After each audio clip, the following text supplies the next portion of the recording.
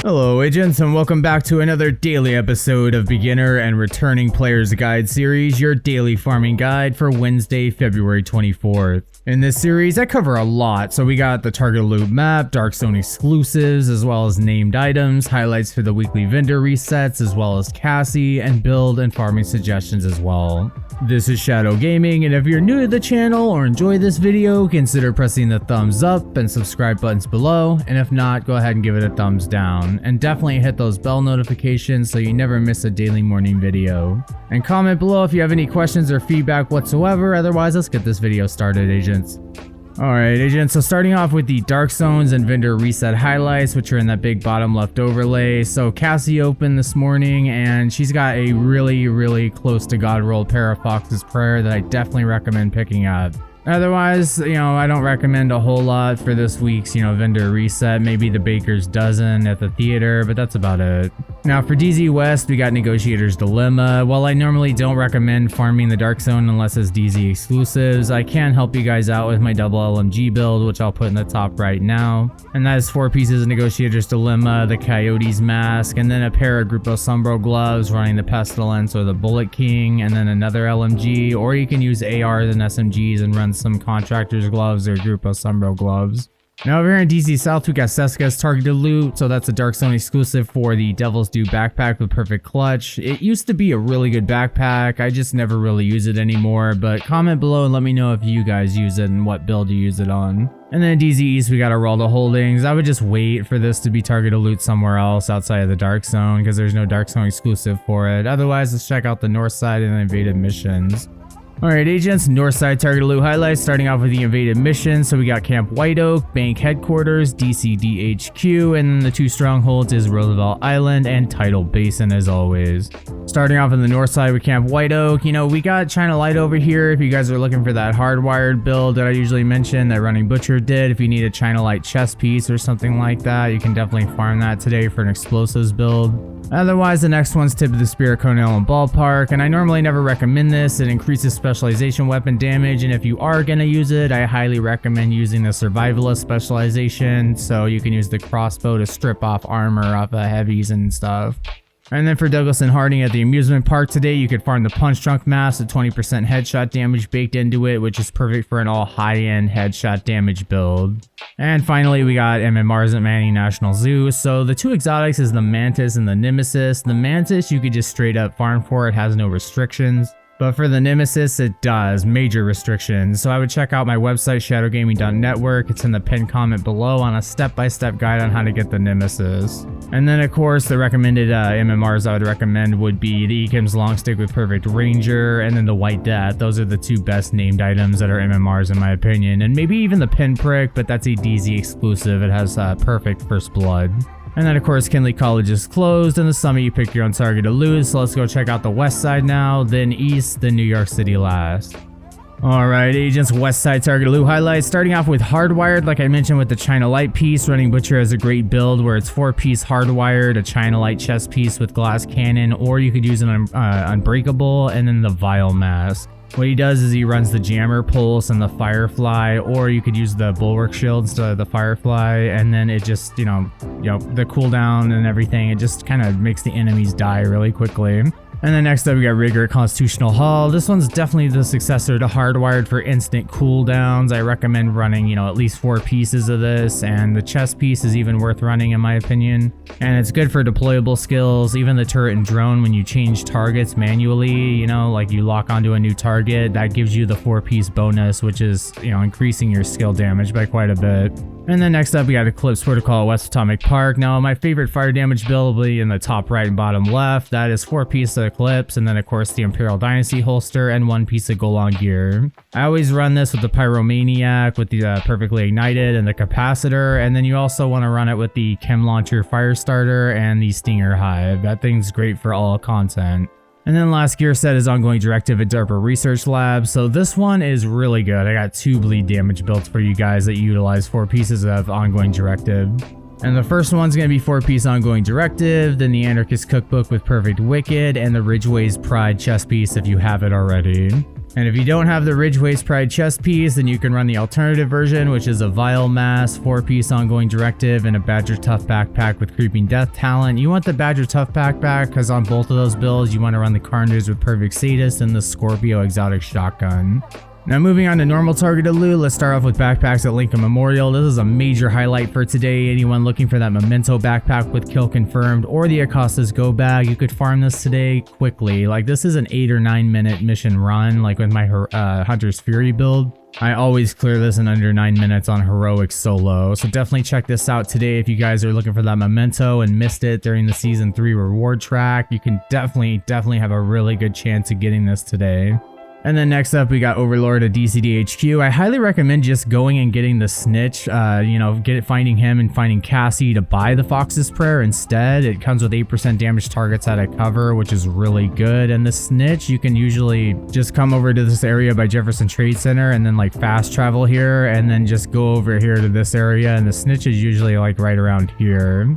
Otherwise, you could just farm it here at DCDHQ, but I recommend picking it up from Cassie and just re-rolling it and making it god rolled. And then next up, we got shotguns at Roosevelt Island. So the 2 exotics you got is the Sweet Dreams of the Sandman talent and the Scorpio with Septic Shock. Both of them are pretty good. You know, the Sweet Dreams would be for skill and tank builds where you can melee one-hit kill any purple or red barred enemy, and that's pretty good with a 15-second cooldown. But of course, the Scorpio is good for literally every build. It stun locks enemies with all sorts of status effects like Disorient, Confuse, Shock, 20% damage debuff, so I highly recommend getting it. Otherwise, the other 4 best shotguns in this game would be the Mop with 10% armor on kill, and then the Rock and Roll shotgun with Perfectly Extra, the Custom Inmate 70, and the Marine Super 90 with Close and Personal rolled on them. And then we got Walker Harrison Co. with Foggy Bottom. You can farm the Chain Killer chest piece with Perfect Headhunter here. This is going to deal 150% of your last killing blow. And if you run that Aces and 8s build that I always suggest, you're going to get about 20 million a headshot with that chest piece on. And then next up, we got Empress at Potomac Event Center. I'll make sure to put my favorite turret and drone build in the top right and bottom left. That is 3-piece Empress, 2-piece Hani Yu in the Waveform holster, running Kinetic Momentum on the chest piece. And then I honestly have been trying out the Percussive Maintenance backpack, but my normal build video is Force Multiplier backpack with Perfect Combined Arms, and I run the Capacitor and the Harmony. I'm really starting to like that Percussive Maintenance backpack, so that's what I've been using lately. Otherwise, there is Caesar's Guard with Perfectly Skilled and the Battery Pack with Perfectly Calculated. Those are 2 named Empress items, and they have, Empress has no Dark Zone exclusive items. And speaking of DZ exclusive items, we got West End Bellstone Armory. You could farm for the Everyday Carrier with Perfectly Efficient, which comment below if you use this, because I never have, and I don't know really what it's for. Maybe a tank build or something. But as far as Dark Zone exclusives go, the Liquid Engineer backpack with Perfect Bloodsucker is a Dark Zone exclusive, so you're gonna have to farm for that in the DZs. And if anyone's looking for a Dark Zone exclusive guide, once again, just in the pinned comment video description below, check out my website shadowgaming.network, and that has a DZ exclusives named items guide. And then of course we got holsters over here at Downtown West. You can farm for the 3 exotics. The Waveform at season 4 level 90 is where you are rewarded it. Otherwise, you got the Imperial Dynasty holster and the Dodge City holster.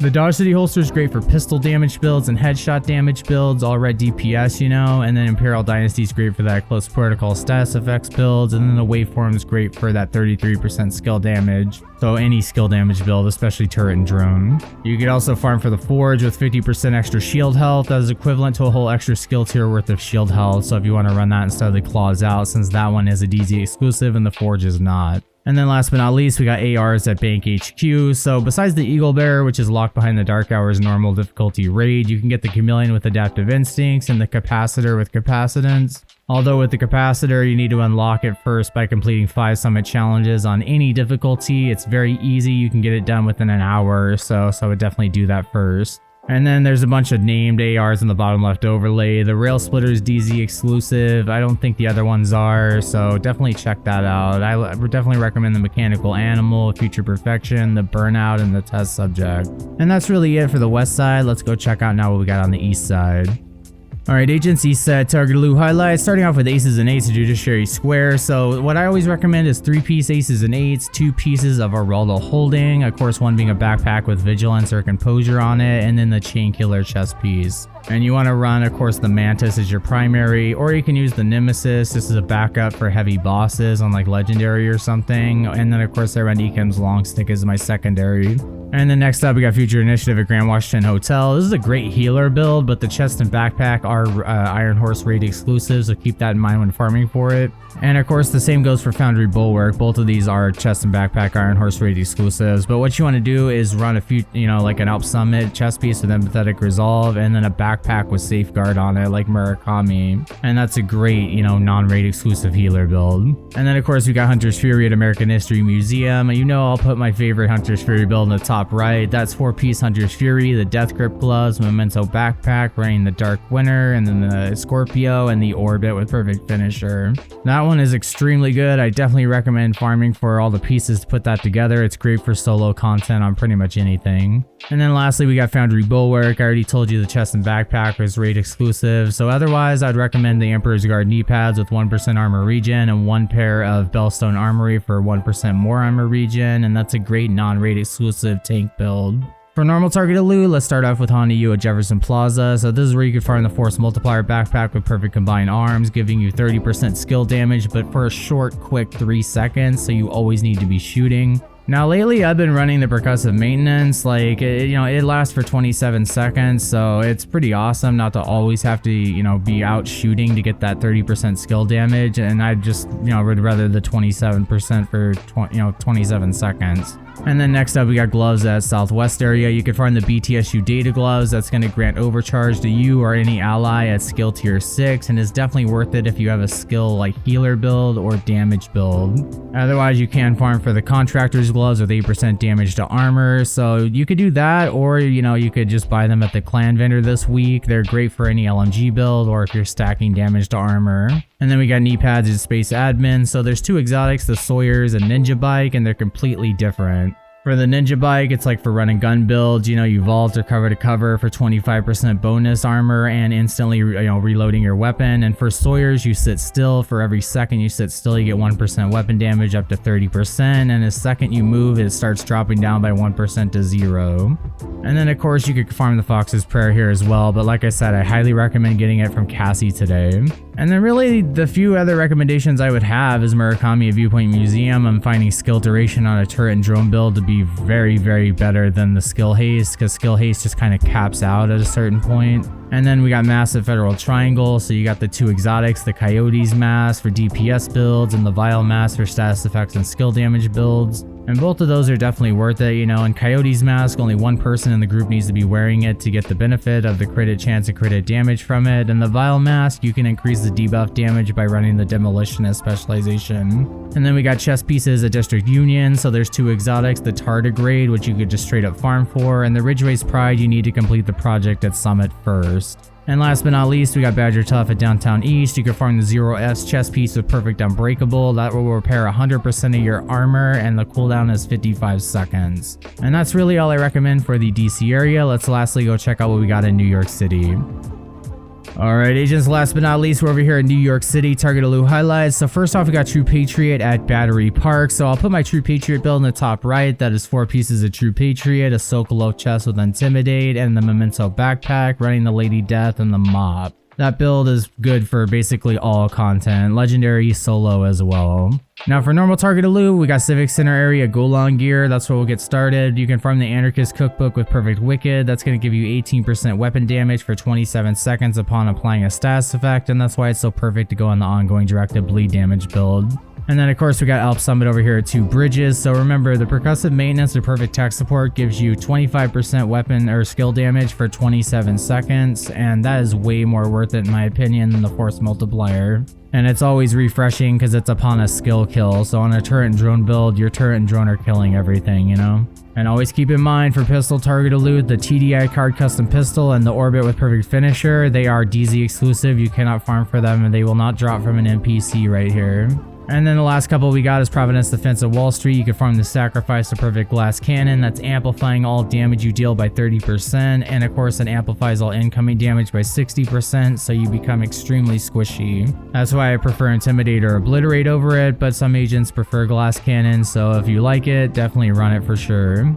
And lastly, we got light machine guns at Financial District. You got your two exotics, Bullet King and Pestilence. The Bullet King you never have to reload, but has a lower base damage, and the Pestilence you can get that damage tick to over 1,000,000 per tick.